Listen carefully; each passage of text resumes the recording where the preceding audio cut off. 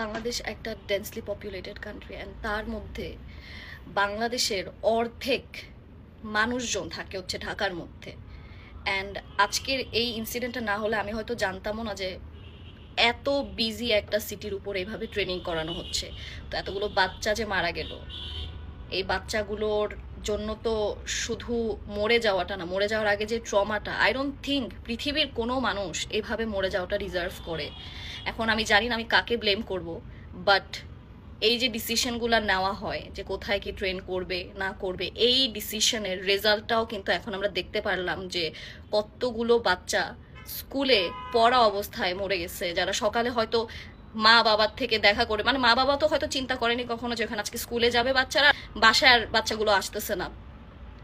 তো আমার কোয়েশ্চেন হচ্ছে এইটা যে এইরকম একটা বিজি সিটি, এই বিজি সিটির উপরে কিভাবে, মানে এটা তো খুবই কনসার্নিং একটা জিনিস যে কিভাবে ট্রেনিং করানো হচ্ছে, তাও ফাইটার প্লেনের। আমরা আশেপাশের মানে কি হতে পারে বা কত রকম ভাবে ইম্প্যাক্ট পড়তে পারে সেটা নিয়ে আমরা কখনো চিন্তা করি না। এখন যে বাচ্চাগুলো বেঁচেও গেছে, এই বাচ্চাগুলো পরের দিন যখন স্কুলে যাবে দেখবে যে নিজের ক্লাসে নিজের বন্ধু 3টা 4টা 5টা, it's not about one single kid, 4টা 5টা 10টা এরকম, যখন এতগুলো মানুষকে দেখবে মরে গেছে, তখন স্কুল থেকে ওরা শিক্ষা নেওয়ার থেকে ওরা ট্রমা নিয়ে বের হবে। আর আমার কাছে মনে হয়